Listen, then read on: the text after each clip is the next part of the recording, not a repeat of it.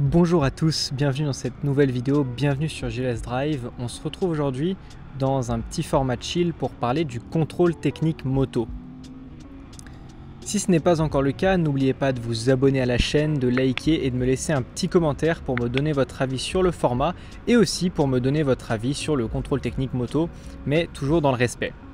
N'oubliez pas aussi de me suivre sur Instagram et sur TikTok, @JLSDrive, je poste des contenus courts qui teasent un peu les vidéos disponibles sur la chaîne, donc voilà, n'oubliez pas de vous abonner sur Instagram et sur TikTok. Pour terminer cette petite introduction, si vous cherchez une société de production vidéo pour réaliser des vidéos justement ou des films pour votre entreprise dans l'automobile, mais pas que, et surtout pas que, donc pour une entreprise dans n'importe quel secteur, vous retrouverez mon adresse email de contact ainsi que mon site internet dans la description. Comme je viens de le dire, je vous retrouve aujourd'hui sur le TDM, mais à cause de l'enregistrement du son qui est de trop mauvaise qualité, voilà, le son il était saturé et tout, je suis obligé de faire une voix off. Donc voilà, vous profitez des belles images sur la moto au soleil, mais avec la voix off. J'avais envie de faire ce format de façon un peu plus chill, un peu moins formelle, pour pouvoir parler d'un sujet qui est aujourd'hui le contrôle technique moto. Qu'est-ce que le contrôle technique pour ceux qui vivraient dans une grotte? Le contrôle technique, c'est l'inspection de votre véhicule par un mécanicien qu'on appelle le contrôleur technique. C'est un contrôle axé sur la sécurité, donc un contrôle important de l'état général de la machine et puis plus généralement des éléments de sécurité, donc les pneus, les freins, les phares.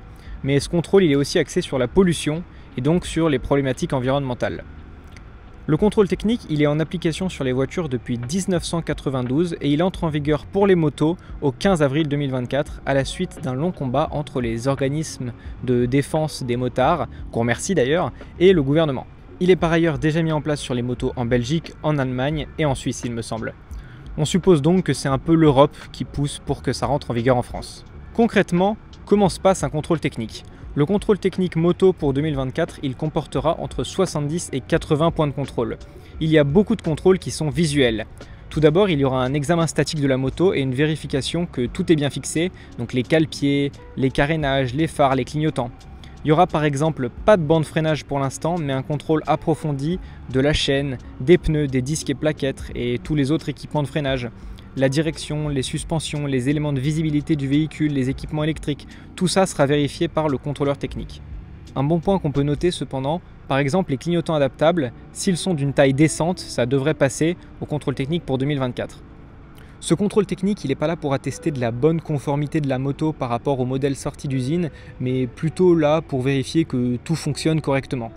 Un autre point qu'on peut noter, un point important aussi, c'est que pour l'instant en 2024, il n'y aura pas de sonomètre, mais une mesure de la pollution que certaines motos ne passeront pas si elles sont décatalysées par exemple. Motorlive a fait une vidéo sur le contrôle technique moto dont je mettrai le lien en description et dans cette vidéo il passe au test de pollution du contrôle technique une MT10 avec la ligne Akrapovic décatalysée.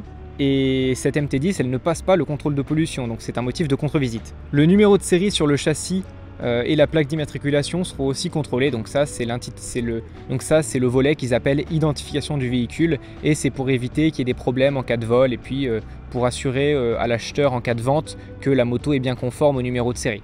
Pour ce qui est du résultat de ce contrôle technique, c'est le même concept que pour les voitures. Donc le contrôle technique peut être favorable ou défavorable. Donc s'il est favorable, aucun souci. Et s'il est défavorable, il y a plusieurs cas de figure. Il peut être défavorable avec une contre-visite pour défaillance majeure. Vous avez 2 mois pour réparer le véhicule, mais le droit de rouler. Ou alors il peut être défavorable avec une ou plusieurs défaillances critiques et le véhicule doit être immobilisé le soir du contrôle à minuit. Il y a aussi un autre cas de figure, c'est un contrôle technique favorable avec des défaillances mineures. Les défaillances mineures, c'est en quelque sorte juste une notification d'un petit problème, mais le contrôle technique reste favorable. Pour ce qui est de la durée de validité de ce contrôle technique, ça c'est aussi un bon point. Le contrôle technique il est valable 3 ans pour les motos contre 2 ans actuellement pour les voitures, donc on sera tranquille un petit peu plus longtemps entre guillemets. Et pour ce qui est des dates de passage des premiers contrôles techniques, les motos immatriculées avant 2017, elles devront se rendre au contrôle technique entre le 15 avril et le 15 août 2024. Pour les motos qui ont été immatriculées entre 2017 et aujourd'hui, il y a un calendrier qui est bien fait et qui est disponible sur le site de l'État, dont je mettrai le lien en description. Pour parler prix maintenant, le tarif il n'a pas encore été officiellement annoncé, mais plus la date approche, plus on trouve des informations sur internet. En tout cas de ce qu'on sait, ça devrait coûter entre 50 et 75-80 € selon les centres et les régions apparemment. Comme pour les voitures aussi, en cas de vente d'une moto entre particuliers, il faudra que le vendeur fournisse un contrôle technique de moins de 6 mois. Dans le cas de la vente de votre moto à un professionnel, cela n'est évidemment pas nécessaire, comme pour les voitures, ça, il n'y a rien qui change. Pourquoi est-ce que le contrôle technique c'est aberrant selon moi? Aberrant c'est peut-être un mot fort, mais ça dénote quand même d'un ras-le-bol collectif. Mais pour être un peu plus précis, j'aurais envie d'utiliser le terme incohérent. Il y a plusieurs rapports qui affirment que moins d'1% des accidents seraient liés à un défaut d'entretien ou à un mauvais état du véhicule. Mais il y a d'autres études qui affirment le contraire, que ce serait plutôt 30%, enfin bref. Je ne sais pas exactement ce qui est vrai ou pas, mais il y a une chose dont je suis sûr, c'est que les motards, en général, prennent plus soin de leur machine. Les motards, ils sont beaucoup plus sensibles aux problématiques d'entretien que les automobilistes et on est aidé parce qu'en fait sur une moto, il y a aussi moins de choses, moins d'éléments, donc c'est beaucoup plus facile de voir ce qui merde. Comme on met notre vie en jeu constamment à moto plus qu'en voiture, on est forcément, en général en tout cas, beaucoup plus attentif à l'état des machines. Les voitures et les scooters qui sont des véhicules qui sont principalement utilisés pour se déplacer et qui sont moins utilisés par des gens, j'ai envie de dire entre guillemets passionnés, bah forcément sont généralement, je fais des généralités mais quand même c'est plutôt vrai, en général les voitures et les scooters sont un peu moins bon état parce que les gens sont moins attentifs à l'état de la machine, parce qu'ils sont moins sensibilisés à ça, quoi. C'est pas leur passion, donc c'est un ustensile de déplacement et ils font pas vraiment attention à l'état de leur véhicule.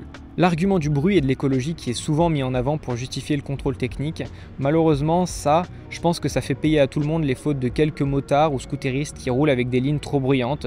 C'est le cas aussi pour ceux qui ont des rétroviseurs trop petits, des clignotants invisibles, car c'est ça qui sera principalement contrôlé lors du contrôle technique.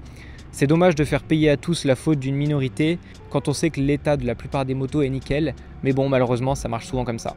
Il y a aussi de grosses incohérences dans ce contrôle technique moto qu'on peut noter. Par exemple, pour l'instant, les 50 cm3 débridés pourraient passer le contrôle technique sans problème car il n'y aura pas de contrôle de la vitesse max du cyclo.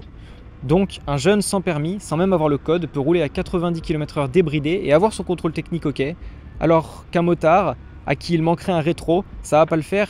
Je suis d'accord que le rétro c'est important, mais il faut quand même un peu de cohérence et ça je trouve que ça l'est pas du tout. Il y a aussi le fait qu'on sait très bien comment peuvent se dérouler certains contrôles techniques. Même s'il y a beaucoup d'inspections, c'est pas rare que certains trichent au contrôle technique. J'ai pas la solution pour empêcher ça, mais ça pose quand même problème quand on voit déjà les voitures avec lesquelles certains roulent en ayant le contrôle technique.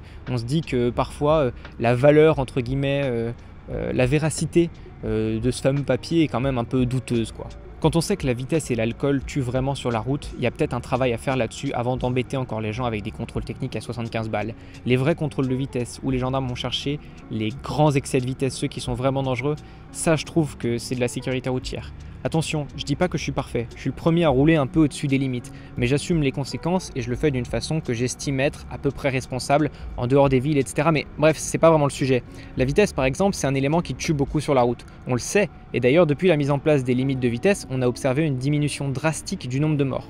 En revanche, je suis pas sûr que le mauvais état des motos crée réellement des accidents sur la route.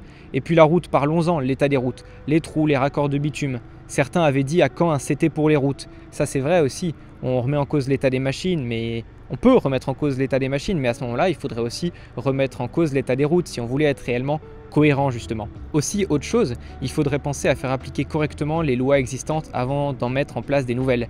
Combien d'utilisateurs de deux roues roulent sans gants dans Paris sans aucun problème?